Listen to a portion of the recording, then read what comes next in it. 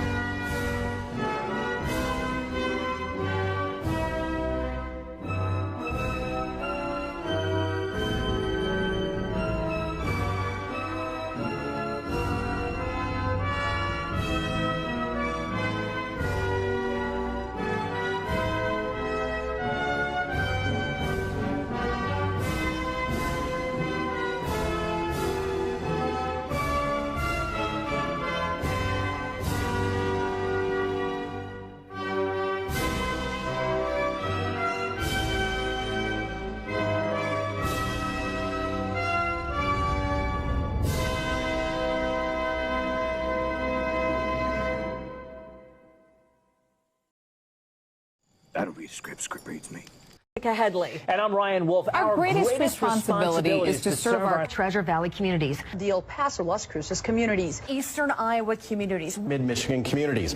We are extremely proud of the quality, balanced journalism that CBS 4 News produces. But we are concerned about the troubling one-sided news stories plaguing our country. The sharing of biased and false news has become all too common on social media. More alarming, some media outlets publish these same fake stories without checking facts first. The sharing of biased and false news has become all too common on social media. More alarming, some media outlets publish these same fake stories without checking facts first.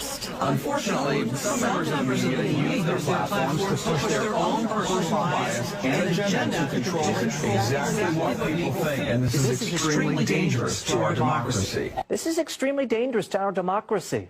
This is extremely dangerous to our democracy. this is extremely dangerous to our democracy. This is extremely dangerous to our democracy. This is extremely dangerous to our democracy. Oh, we trade actors, motherfucker.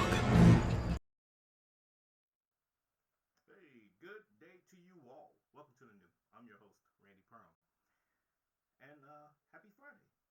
Happy Red Friday. Hence the red shirt. Remember everyone deployed Friday. And we'd like to take this time to thank our men and women who are serving our nation across the world, defending our freedoms, our liberties, and our way of life. We salute you. We thank you. And also to commemorate this weekend, Monday will be Memorial Day. So a little special message to those that are above ground. Above ground. But those that are out there that like to thank us, military members, retired, still serving, for our service, don't. It's not our day. This Memorial Day is a day to remember those who gave the ultimate sacrifice. So we reserve that day to thank them for their service. So, a lot going on. I went to the doctor the other day, to the VA. Interesting, but long story short, I was asked if I was going to get the COVID shot, the vaccine. I said, no. I think I already had it, so there's no need for me to get it. And they were like, okay. But then later on, yesterday, matter of fact, that was the other day, I was at Sam's Club doing some shopping yesterday because we got a party this afternoon. And lo and behold, going down one of the aisles, there was a guy who worked there, had a clipboard, and he jumped out. He said, excuse me, sir, would you like to get the COVID shot, the vaccine today? I was like, no. Have you already have it? No.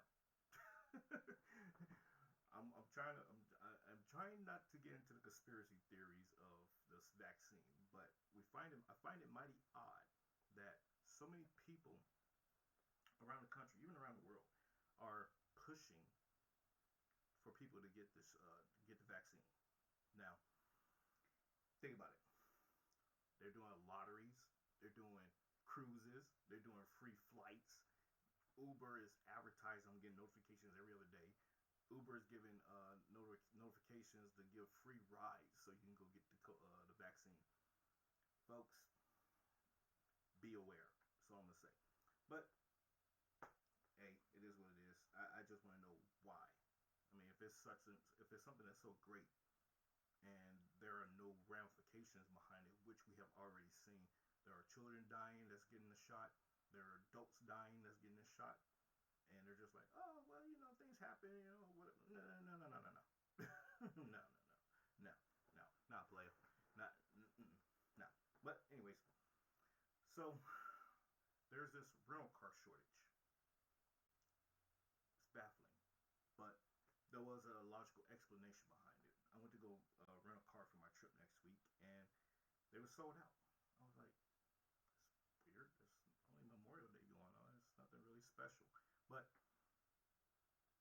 for every rental car place to be sold out, but there was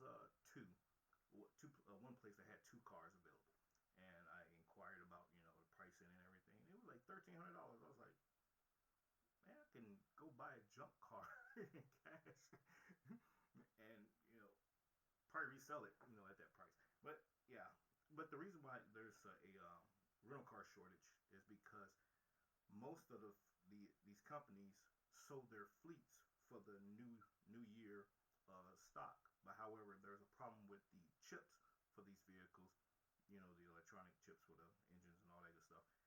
There's a shortage on chips, so they can't get these new cars in because of production.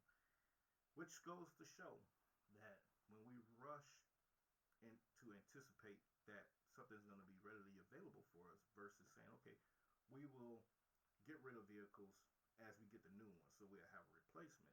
Lesson learned. But hey, it is what it is. Last week I did the coverage of the January 6th commission. I hope you took the opportunity to watch that. I did get some commentary on that and a couple of phone calls even. Hey, can't make this stuff up, like I said. But anyways, that's what's going on this week. When we come back, we're going to jump into some things that's going on around the country, and time permitting, we'll even jump into some stuff that's going on overseas that I found a little concerning this week. So keep it locked right here. Stay tuned. We'll be right back.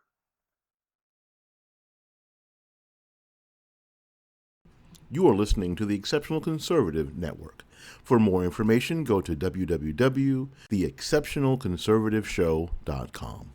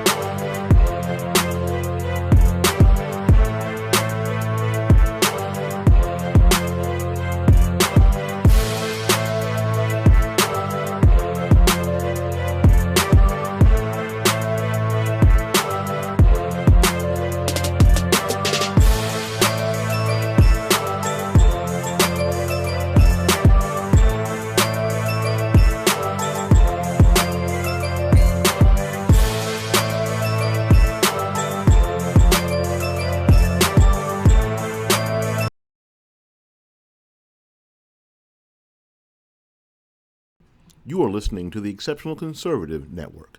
For more information, go to www.theexceptionalconservativeshow.com.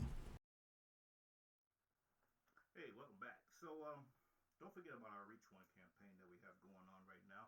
It's going to be going on indefinitely. We want you to go to our website, www.TECNTV.com, and check out our shows, all of them, or one of them, and watch it for a week or so, and let us know what you think. Provide us feedback on what we can improve on, what you like, what you dislike, and what have you. That way, we can produce quality programming for you, because it's not for us, it's for you. So please, once again, go to www.tecntv.com and check out our shows, our programming, even our movie selections on the weekends, and let us know what you think. So, Georgia judge postponed the election ballot examinations of the absentee ballots because Fulton County put in a motion to dismiss because they're claiming that the petitioners do not have the right to question. Can't make this stuff up. They do not have the right to question the ballots that were processed from the November election, and that they had opportunity to work the polls and everything else to ensure that the election was secured. Now, folks, if I was a judge and you came in my courtroom and told me that the plaintiffs do not have a right to question something that you did, I'm be like, oh, that's your reason? We're moving forward. Because if everything was on the up and up, what is there to hide? What are you concerned with? As citizens of the county, there could be numerous of reasons why these certain people, individuals, did not work the election polls. They probably wasn't selected. They probably already have jobs. There's so many things that could have been going on. So for this group of people to come together and say, hey, we now have the time or the opportunity to examine what went down so we can clear the air. What is the problem? And I totally agree with that.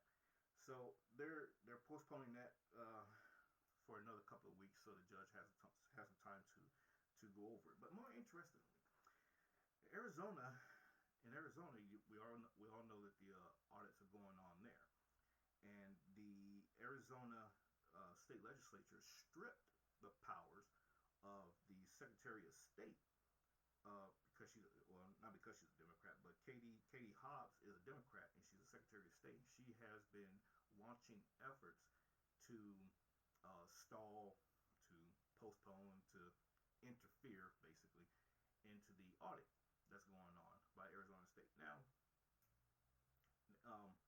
with stripping her of that, and they transferred that power to the Attorney General, which it should have resided with him anyway, with that person anyways. But to the more broader point, and I was listening to a discussion the other day about this, and I was like, it's an excellent point, and I agree that no matter what's going on with the 2020 elections, the audits, the questioning of ballots, the series of fraud cases that are going forward. The media is not talking about these things, but you go look at each state that's been contested or being contested. There are cases surfacing and being prosecuted as we speak. There are, and I'm gonna touch on a couple of those in a minute. Well, kind of get into that in a minute. But anyways, so the point was, no matter what is being contested or the audits that's going on, there's going to be another entity that's going to come back and question that audit. So they want to do their own audit. So this is going to be a ongoing cycle between various organizations. You have your state legislatures. You have your grassroots organizations. You have lawyers. You have the parties, the two parties. Each one of them is going to have their own audit. And at the end of the day, there's going to be discrepancies between the numbers and everything else. So this is going to be an ongoing thing, and next thing you know, it's going to be 2024. It's going to be time for the presidential elections again. And guess what? We're still trying to figure out what really happened on November 2nd of 2020. So at this point, I would say it is a moot point to keep going down this rabbit hole. But it for what it's worth, it is good to know what did happen, why it happened, and how to prevent it for the next election. Hence, all these election laws that's being passed around the country to prevent another 2020 as well. So there's a multi-layered dynamic going on here that people are probably not paying attention to or understanding. So, but moving on, in the area of Wisconsin, a top lawmaker there, the House Speaker in the state legislature, hired three retired police officers to do an investigation into their state elections and to do some fact finding and everything else. Not necessarily a audit, but the state is actually funding them to allow them to check out these different irregularities from the elections and everything else. There so far has been found 27 cases of election fraud in Wisconsin out of the 3.3 million ballots casted. So it's not to say that, I should say, we could stop saying that, that there was no fraud, because we see that there are cases of fraud out there. But to conflate the argument and say that there was no widespread fraud, that's debatable as well. So that's what's going on with the elections around the country. But anyways, we'll jump to a quick commercial break. Be right back. Keep it locked right here and stay tuned.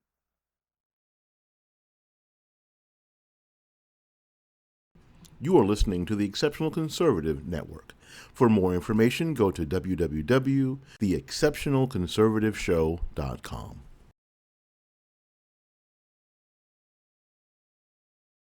Have you heard about Thrive?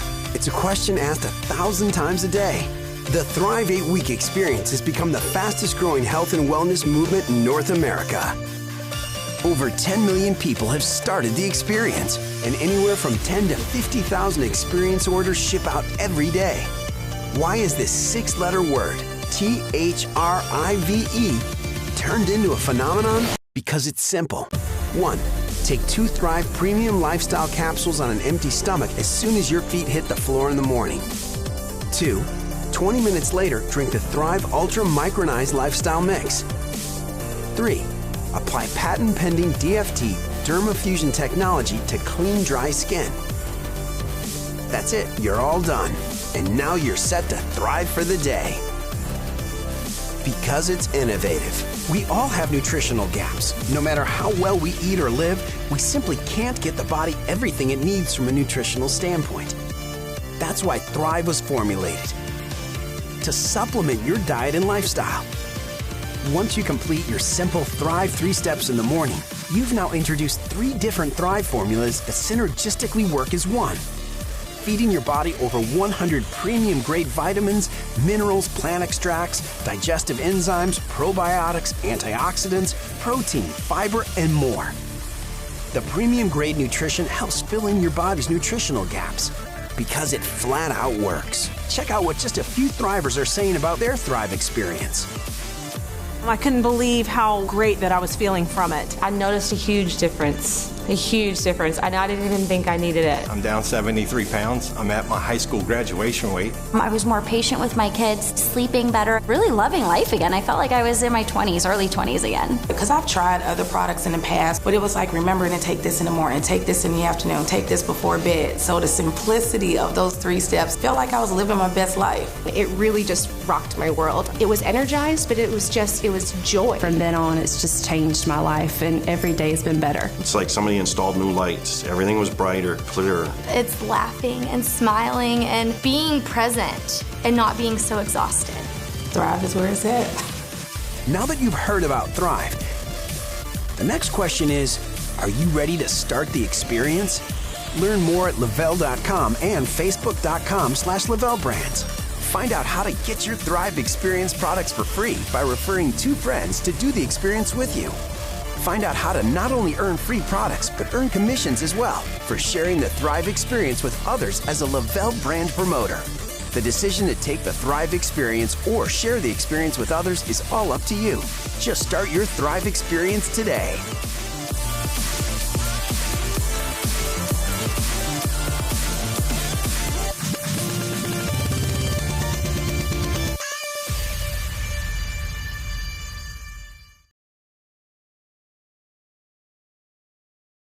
You are listening to the Exceptional Conservative Network. For more information, go to www.theexceptionalconservativeshow.com. Hey, welcome back. So, Marjorie Taylor Greene, did I tell you, boy, she's fun. She's fun for real. She brings a flavor to Congress that most people probably have not seen in a very, very, very long time. And I welcome it, actually, because what she's doing is she's not only calling BS out, but she's holding people accountable in Congress, her colleagues, both on the left and the right. She's holding them accountable to the things that they say, the things that they do. She's been, I don't know if you don't watch C-SPAN or watch some of the footage of her on the chamber floor debating, you have to.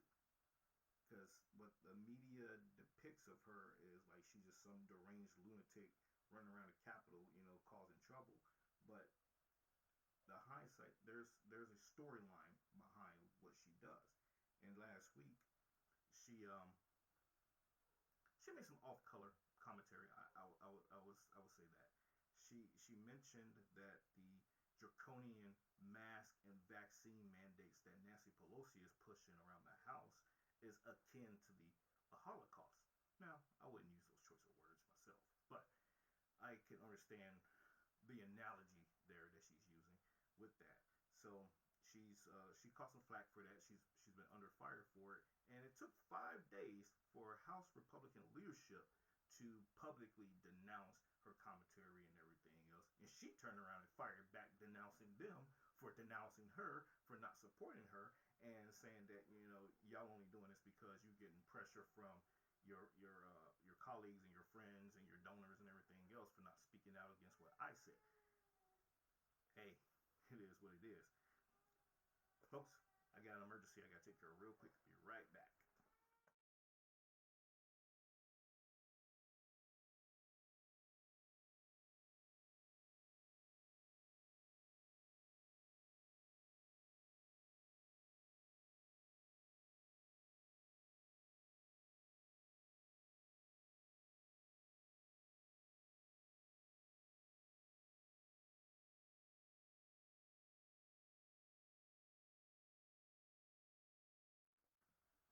Okay. The little booger woke up from his nap. But we're back. So like I was saying about Marjorie Taylor Greene, she also has a petition out to that amassed up to 100,000 signatures to have her removed from Congress. This is why I would say cancel culture is a problem, because when they see a threat, they try to get rid of the threat. But hey, it is what it is. And hold on 1 second. Let me jump to a commercial break real quick while I fix some things. You are listening to the Exceptional Conservative Network. For more information, go to www.theexceptionalconservativeshow.com.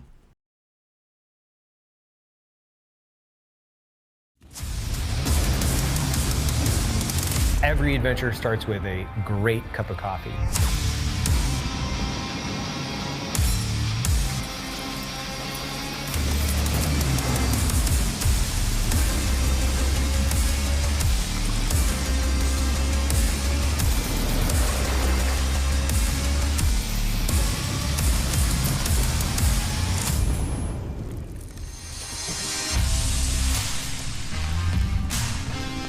That's what we're trying to do. We're fueling people to go do epic shit in life.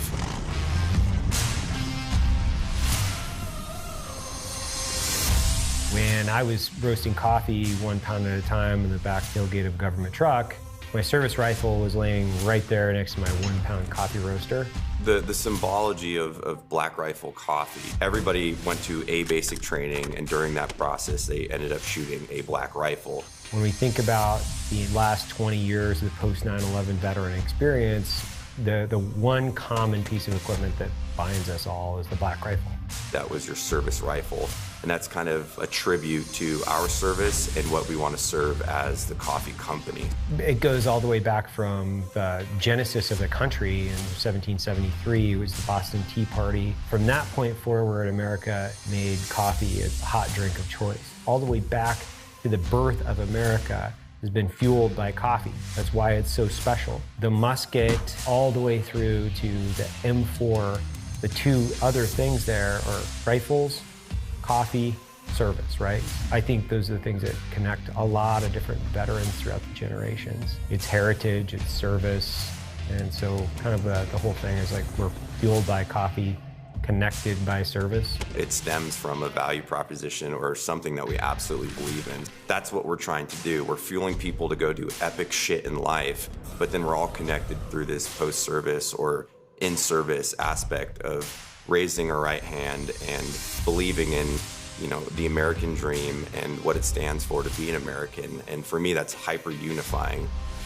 There's people who are constantly in harm's way serving our country, and we need to facilitate them getting coffee as a priority for what we're trying to do as a company.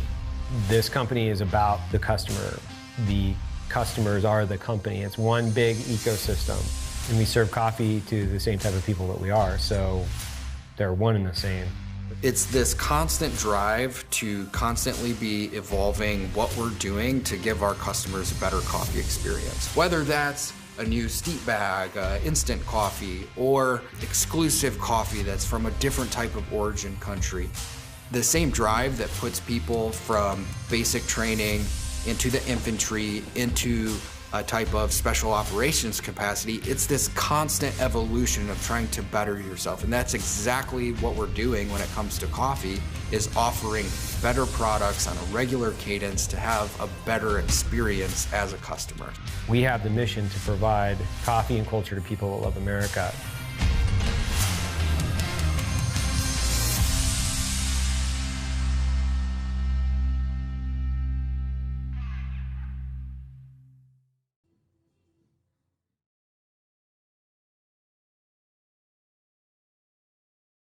You are listening to the Exceptional Conservative Network.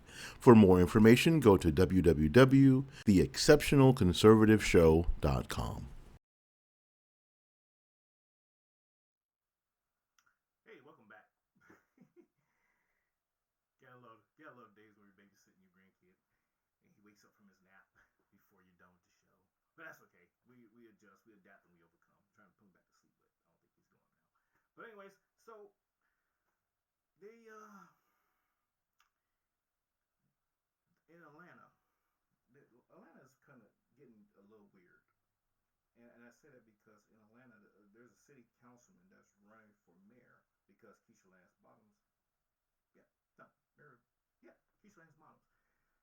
I was about to say Mary Bowser, but that's DC. But Keisha Lance Bottoms decided that she's not gonna run for re-election because the chaos. I can't blame her, to be honest. But this guy, Antonio Brown, is running for office. And Antonio Brown, not this Antonio Brown, ladies and gentlemen, that is a football player in the NFL who has seen his share of trouble. But this Antonio Brown, he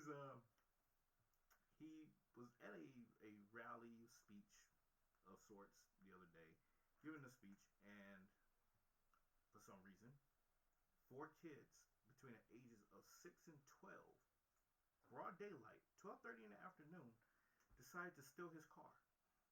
Now, he is a big proponent of defunding the police and supported a measure, a motion to withhold $73 million of Atlanta's police funding just this past election cycle, whatever hearing that they had. And so he went to go chase these kids down in his car. He had a push start Mercedes-Benz, and he had the keys on him, but I guess close range, he was in a close enough range to where the car was still activate, and these kids took off with his car. Now, here's the irony, folks. Somebody who is advocating for defunding the police, and kids steal your car, and you seek the police's help to get your car back. Now, he chased them down, fought with the kids. Him and one of his assistants fought with the kids to get them out of their car, but the car was still moving, and ended up dragging him down the street a little bit until it started accelerating to a dangerous speed. So he let go, and the kids were eventually caught. He comes back and says that he is not going to press charges because, and I quote, "These kids are facing generational poverty issues, so I will not therefore be pressing charges, but we need to seek programs to help them." Here's a program that would have helped them. Why are their asses not in school?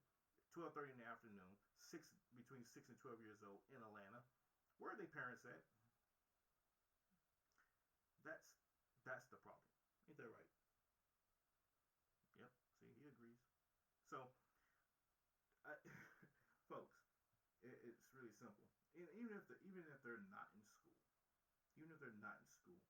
why is it that a 6-year-old and between the ages, 4 kids between the ages of 6 and 12, they're running around outside, essentially unsupervised, attending a venue or in the vicinity of a venue of adults? And this is how kids get snatched up, ladies and gentlemen. This is how human trafficking becomes a problem, because you got this mess going on. Ain't that right, buddy? Ain't that right? Yeah, I know. So, it's just madness that he, who felt some kind of way about defunding the police, had to utilize police. I call that karma. That's what that was. That's some karma there. And I bet he's gonna probably change his position about utilizing or defunding the police after this, because there's a huge uptick, a surge in crime across America in all of these major Democrat-ran cities who are proponents of defunding the police. And when you look at the like St. Louis, for example, there are the crime there has surged so much when they just got a new mayor in who is slashing the police budget, reducing the vacancies in the police force. Then you have police officers that are approaching retirement or have reached retirement, the retirement time frame, and they're retiring because they're like, we can't deal with this anymore.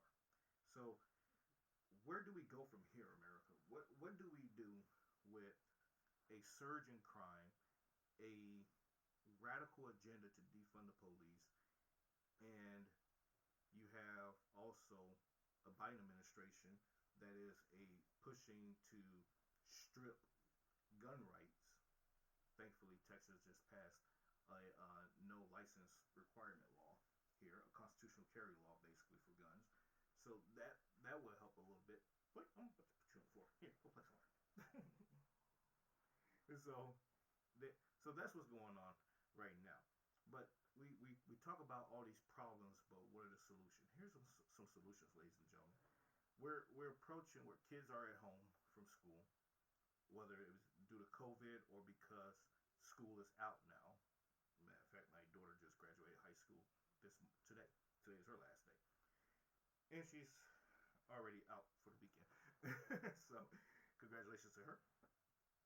But we as parents and as members of the community, we see our kids out in the streets, and I've been talking about this for months now, that we have kids out in the streets unsupervised. And I don't mean like, we sit on the porch and watch them like a hawk. No, what I mean by unsupervised is we have kids out there running around doing stuff, and we drive by them, we walk by them, we don't say anything because we're too afraid to address the degenerate behavior that they're doing in the streets and in our communities, because we're afraid of how they may respond or how their parents may respond or whatever else. And so these are things that we need to get away from and say, hey, what are you doing? Why are you doing that? Like this little joker knocking my glasses down. So we need to address these things and correct it. And these kids will start getting into their heads that they don't have the autonomy that they think they do. But we're too afraid to do that. Just the other day, I saw some kids running around outside, and they was throwing trash down. And I said, hey, is this a landfill? Is this a garbage can? And he's like, no, sir. Pick the shit up.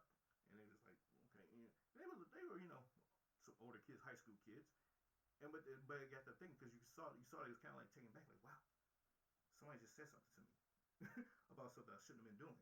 It was a breaking news to them. It was like an epiphany that has never happened to them.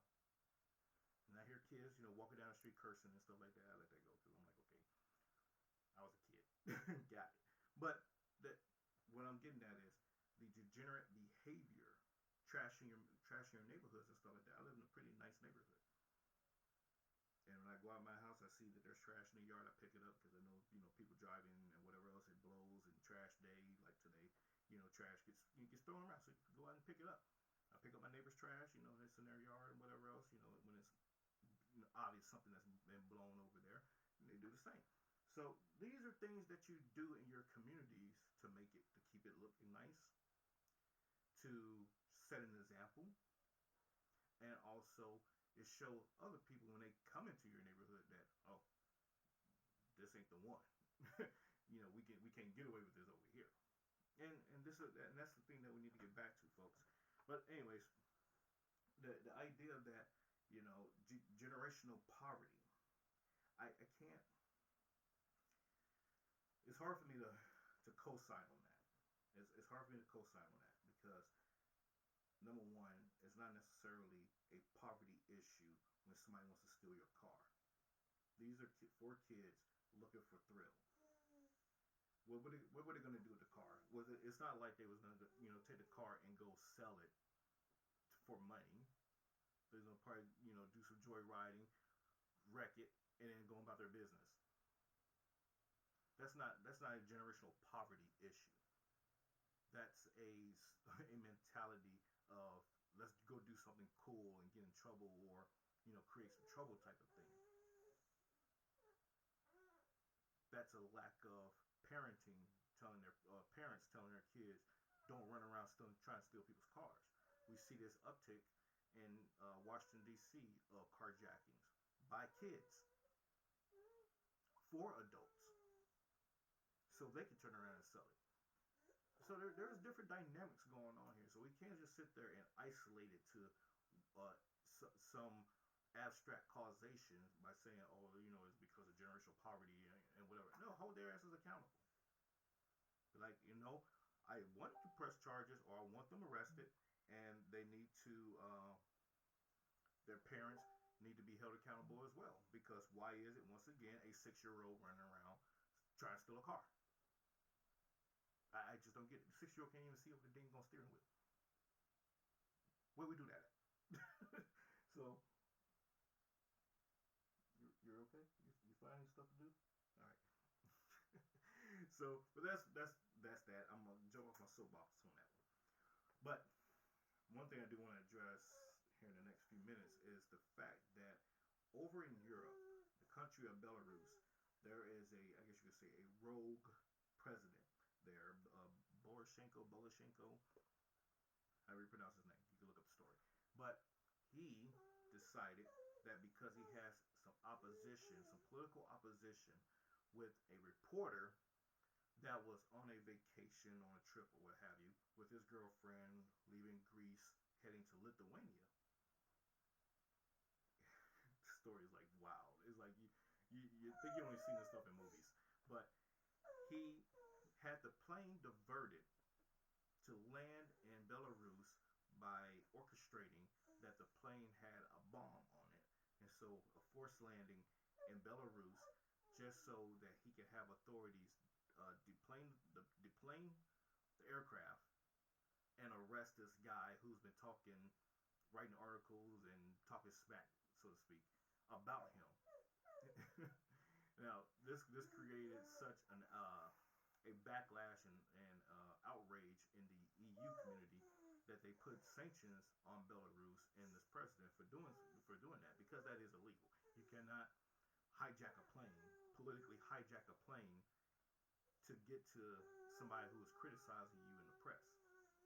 And folks, we're seeing something similar like that here in the U.S., where we have an administration that is weaponizing our alphabet soup agencies to go after everyday citizens for criticism of the administration, criticism of parties, criticism of agendas, and what have you. We see this going on in America, but we sit back and we're being quiet about it.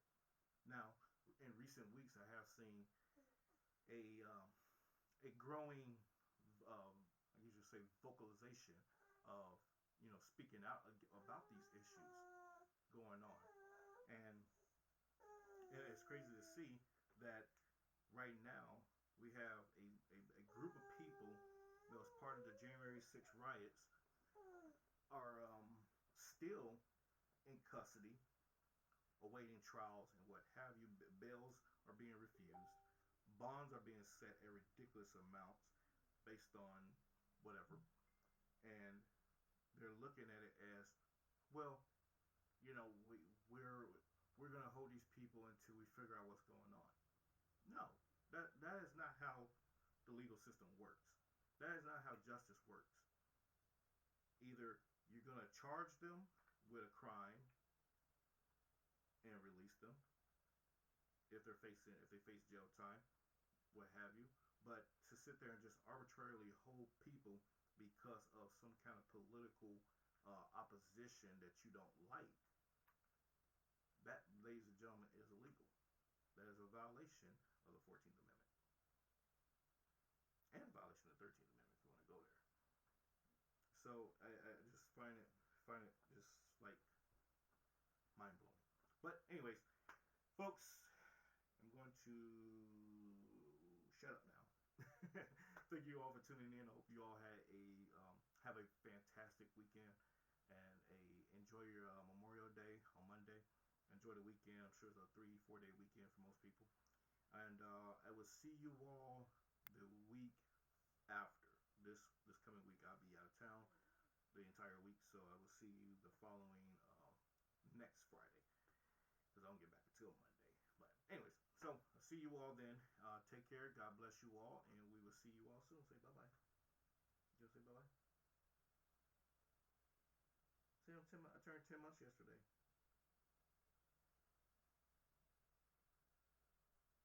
Get you dressed before mommy gets home. Get you cleaned up. All right, y'all. Y'all take it easy. God bless you all, and we'll see you all next week.